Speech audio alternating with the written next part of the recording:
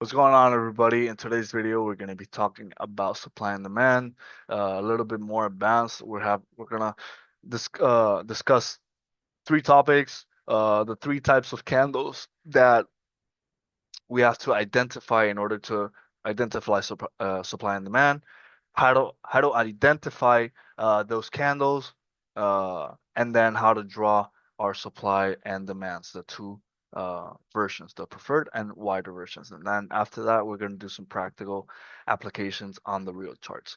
All right, so let's start with the three types of candles.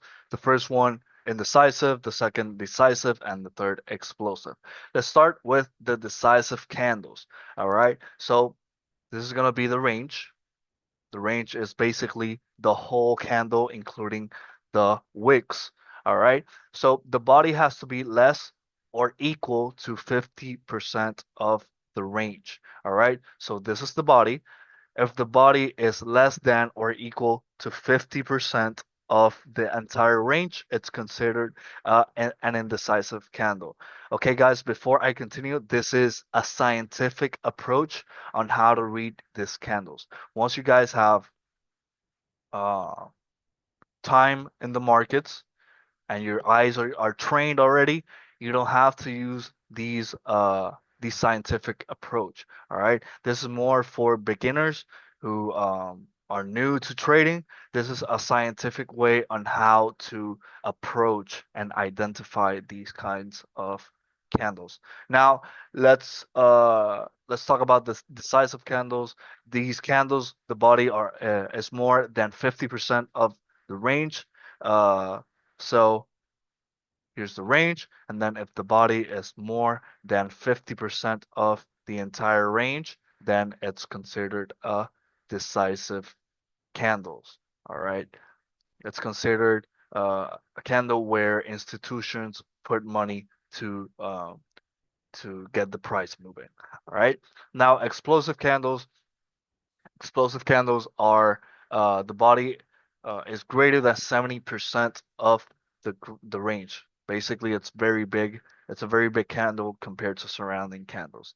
Now, in this case, as you guys can see, the body is obviously more than 70% of the entire range. Now, let's go to the second topic, how to identify the base candles. All right.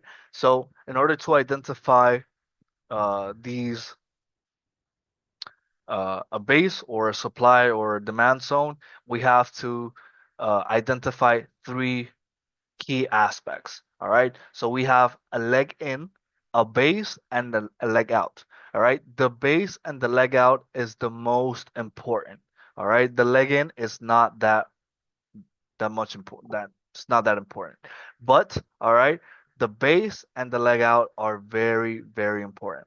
The leg in and the leg out are composed usually of, well, not usually, are composed of decisive and explosive candles.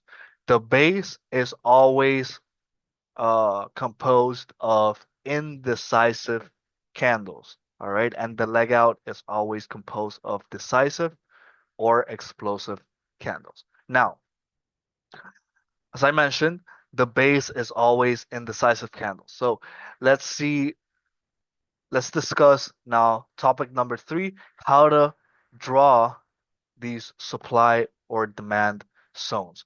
All right. So here we can see that price is falling. So now we want to see price to continue to go to the downside, right?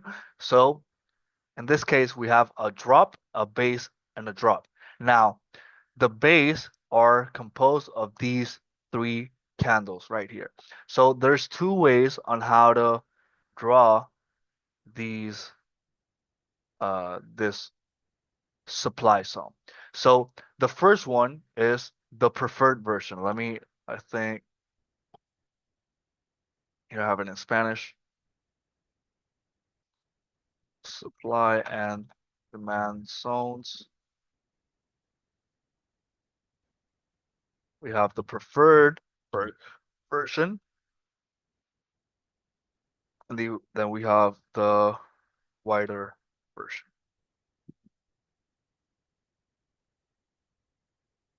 Now, I'm going to show you guys how to draw the preferred version. So the preferred version, we're going to draw it from lowest, in this case, lowest body, lowest body of the indecisive candles to the highest wick of the decisive candles. All right. So this will be the preferred version. All right. The wider version would be from lowest wick to highest wick. All right. Now let's discuss another example if you guys didn't understand that first example. In this case, we have a drop-based rally. All right. So price is pumping. Now, how do I identify that demand zone? We want to continue to buy because price is pumping. All right. So we have a leg in to decisive candles. Then we have these undecisive candles, and then we have this explosive move to the upside. Now, all of these, one, two, three, four, five indecisive candles. So our demand zone is going to be around this five candles right here. So the preferred version would be from highest body, from highest body to lowest wick. So this is the highest body of those undecisive candles. So it's going to be from here all the way down here, which is the lowest wick. If the lowest wick was this, it was like this, then it would be like this. All right. So that's the preferred version. Now the wider version would be longest wick, the first wick, the longest wick versus the highest wick versus the lowest wick. All right. So for example, if this wick, well, same thing. Well, let's leave it like this. Change it over here. So if this wick was over here, then it wouldn't be here, the wider version. It would be over here. All of this would be our demand zone. All right. Now let's check out some practical applications on the chart so you guys can get get the hang of it. All right. So let's discuss right over here. Or yeah, let me do it right here. So we do it together. Now, okay. So this candle right here, this green candle, what could we uh name this candle? This candle could be an explosive candle.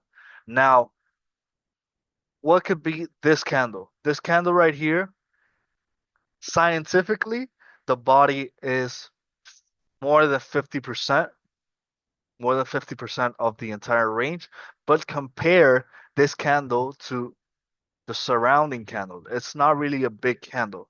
All right, so I would consider it a decisive, an indecisive candle. Now this is going to be an indecisive candle. Obviously, this is an undecisive candle. Now let's see what happens. So okay, so this candle, what type of candle is it? This is. It's obviously an explosive candle. So how are we going to draw the preferred version from the closest from the closest body to the highest wick would be this one right here. All right. How are we gonna draw the wider version? The lowest wick to the highest wick. So all of this would be our supply zone that if price comes back, should continue to go down. All right. So let's keep going. Let's keep going. Okay. Price already touched. This is indecisive candle. I could consider this. Let's see what happens. Yeah. Um. Yeah, I can consider this all of this undecisive candle. This could be an undecisive candle. This could be a decisive candle, but again, it's not that big compared to the other surrounding candles. So I could consider it undecisive, undecisive, and then we have it's more or less the same size of this one, but we can see a follow through. So the origin of this entire move started from here. So I'm gonna count as this as undecisive, undecisive, undecisive, undecisive, and then we have a decisive candle. So the preferred version would be this one from closest wick, closest body to lowest to highest wick, and then the wider version would be lowest wick to highest wick. All right. Now, something interesting happened here also. We also created a drop. Then we have undecisive, undecisive, and then decisive move to the downside. So we have two undecisive candles, which could be our supply zone. Now, if we draw it the preferred version, it would be this way. If we draw it the wider version would be wick to wick. So the preferred version would be body, closest body to price, and wick. Then the wider version would be wick to wick. All right. So why sometimes we use wider and wider version versus preferred? It's simply because sometimes the zone is so small that sometimes it's better for to have a wider zone so that price reaches that zone to continue to the downside. So let's say if the zone is this little, this is the wider version, let's say hypothetically, and this is the preferred version, and then this is the wider version, then obviously I'm gonna choose the wider version because the probabilities of getting into that zone is much higher than the probabilities of getting into the zone. All right. So the larger the the zone, the easier it is for price to come into that zone, but the less reward, the less risk to reward. Because let's say if I entered here and my stop loss are is already over here, then from here to here it's 1-to-1 risk to reward. But if I let's say the preferred version is something like here, and you entered around here with stop loss like this, then your risk to reward it's much bigger, as you guys can see. But the chances of price entering that zone are more limited. Okay, so you're basically risking risk to reward. So here you have a risk reward of 3.6, and then that's the preferred version, and then the wider version you would have a risk reward of only one, only one. All right. So let's discuss a bullish example, and we end the session for today. Now we have a decisive candles. We have undecisive, undecisive, undecisive, undecisive, undecisive, and then we have that decisive candle.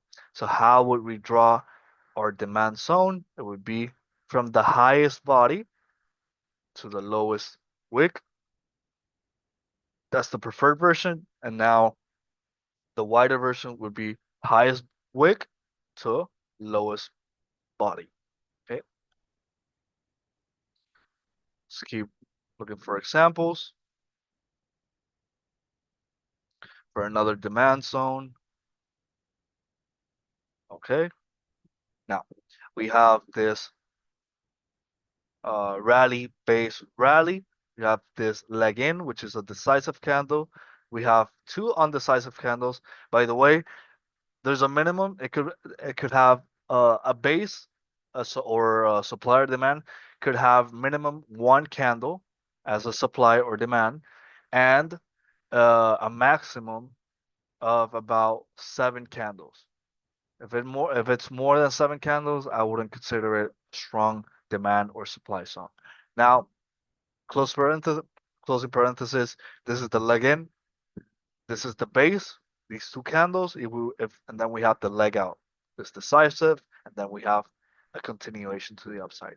Now, if we want to draw the preferred version, would be from highest body, closest body to the to price, and lowest wick. If we want to draw the wider version, would be from wick to wick, and that's our demand zone. So yeah, that's pretty much it for you guys uh, in this session. It's a lot of information to digest. So if you guys have any questions, just shoot me a DM or just leave it in the comments. All right, happy trading, guys. Peace.